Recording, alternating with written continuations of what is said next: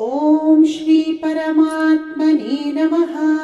अथ षष्ठोऽध्यायः आत्मसंयमयोगः। श्रीभगवानुवाच अनाश्रितः कर्मफलं कार्यं कर्म करोति यः स सन्न्यासी च योगी च न निरग्निर्न चाक्रियः। यं सन्न्यासमिति प्राहुः योगं तं विद्धि पाण्डव। न ह्यसन्न्यस्तसङ्कल्पः योगी भवति कश्चन। आरुरुक्षोर्मुनेर्योगं कर्मकारणमुच्यते। योगारूढस्य तस्यैव शमः कारणमुच्यते। यदा हिनेन्द्रियार्थेषु न कर्मस्वनुषज्यते सर्वसङ्कल्पसन्न्यासी योगारूढस्तदोच्यते। उद्धरेदात्मनात्मानं नात्मानमवसादयेत्। आत्मैव ह्यात्मनो बन्धुः आत्मैव रिपुरात्मनः। बन्धुरात्मात्मनस्तस्य येनात्मैवात्मना जितः।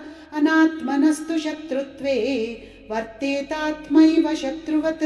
जितात्मनः प्रशान्तस्य परमात्मा समाहितः।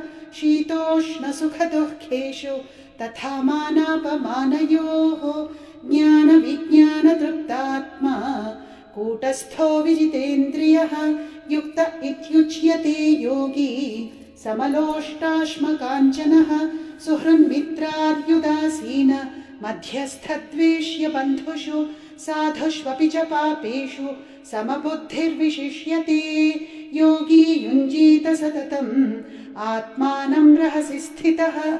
एकाकीयत चित्तात्मा निराशीरपरिग्रहः। शुचौ देशे प्रतिष्ठाप्य स्थिरमासनमात्मनः। नात्युच्छ्रितन्नातिनीचं चैलाजिनकुशोत्तरं। तत्रैकाग्रं मनः कृत्वा यतचित्तेन्द्रियक्रियः उपविश्यासने युञ्ज्यात् योगमात्मविशुद्धये। समङ्काय शिरोग्रीवं धारयन्नचलं स्थिरः। सम्प्रेक्ष्य नासिकाग्रं स्वं दिशश्चानवलोकयन् प्रशान्तात्मा विगतभीः ब्रह्मचारिव्रते स्थितः। मनः संयम्य मच्चित्तः युक्त आसीत मत्परः। युञ्जन्नेवं सदात्मानं योगी नियतमानसः। शान्तिं निर्वाणपरमां मत्संस्थामधिगच्छति। नात्यश्नतस्तु योगोऽस्ति न चैकान्तमनश्नतः। न चातिस्वप्नशीलस्य जाग्रतो नैव चार्जुन। युक्ताहारविहारस्य युक्तचेष्टस्य कर्मसु युक्तस्वप्नावबोधस्य योगो भवति दुःखः। यदा विनियतं चित्तम् आत्मन्येवावतिष्ठते निःस्पृहः सर्वकामेभ्यः युक्त इत्युच्यते तथा। यथा दीपो निवातस्थः नेङ्गते सोपमा स्मृता। योगिनो यतचित्तस्य युञ्जतो योगमात्मनः। यत्रोपरमते चित्तं निरुद्धं योगसेवया। यत्र चैवात्मनात्मानं पश्यन्नात्मनि तुष्यति। सुखमात्यन्तिकं यत्तत् बुद्धिग्राह्यमतीन्द्रियं वेत्ति यत्र न चैवायं स्थितश्चलति तत्त्वतः। यं लब्ध्वा चापरं लाभं मन्यतेनाधिकं ततः। यस्मिन् स्थितो न दुःखेन गुरुणापि विचाल्यते तं विद्यात् दुःखसंयोग वियोगं योगसंज्ञितं। स निश्चयेन योक्तव्यः योगो निर्विण्णचेतसा। सङ्कल्पप्रभवान् कामान् त्यक्त्वा सर्वान् शेषतः। मनसैवेन्द्रियग्रामं विनियम्य समन्ततः। शनैः शनैरुपरमेत् बुद्ध्या धृतिगृहीतया। आत्मसंस्थं मनः कृत्वा न किञ्चिदपि चिन्तयेत्। यतो यतो निश्चरति मनश्चञ्चलमस्थिरं ततस्ततो नियम्यैतत् आत्मन्येव वशन्नयेत्। प्रशान्तमनसं ह्येनं योगिनं सुखमुत्तमम् उपैति शान्तरजसं ब्रह्मभूतमकल्मषं।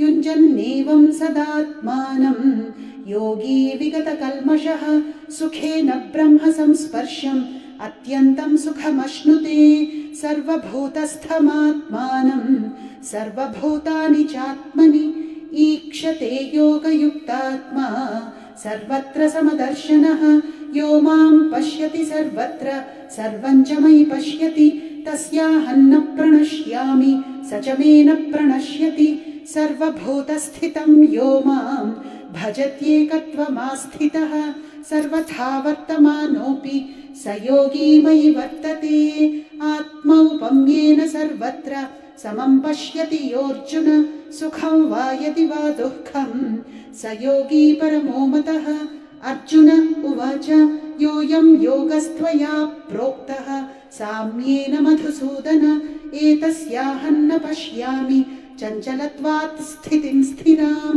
चञ्चलं हि मनः कृष्ण प्रमाथि बलवदृढं तस्याहं निग्रहं मन्ये वायोरिव सुदुष्करं श्रीभगवानुवाच असंशयं महाबाहो मनो दुर्निग्रहञ्चलम् अभ्यासेन तु कौन्तेय वैराग्येण च गृह्यते असंयतात्मना योगः दुष्प्राप इति मे मतिः वश्यात्मना तु यतता शक्यो वाप्तुमुपायतः अर्जुन उवाच अयति श्रद्धयोपेतः योगाच्चलितमानसः अप्राप्य योगसंसिद्धिं कां गतिं कृष्ण गच्छति कच्चिन्नो भयविभ्रष्टः छिन्नाभ्रमिव नश्यति अप्रतिष्ठो महाबाहो विमूढो ब्रह्मणः पथि एतन्मे संशयं कृष्ण छेत्तुमर्हस्य शेषतः त्वदन्यः संशयस्यास्य छेत्ता न ह्युपपद्यते।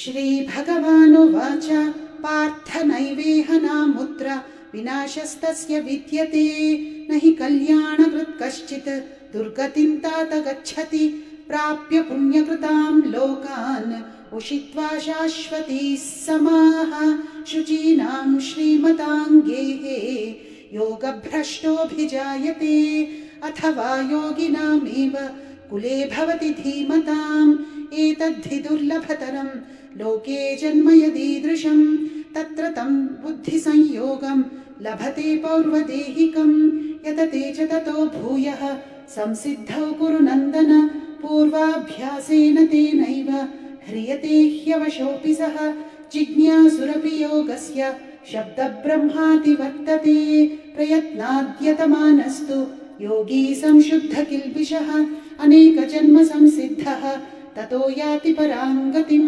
तपस्विभ्योऽधिको योगी ज्ञानिभ्योऽपि मतोऽधिकः कर्मिभ्यश्चाधिको योगी तस्माद्योगी भवार्जुन योगिनामपि सर्वेषां मद्गतेनान्तरात्मना श्रद्धावान् भजते यो मां समे युक्ततमो मतः ॐ तत्सदिति श्रीमद्भगवद्गीतासु उपनिषत्सु ब्रह्मविद्यायां योगशास्त्रे श्रीकृष्णार्जुनसंवादे आत्मसंयमयोगो नाम 6ठोऽध्यायः।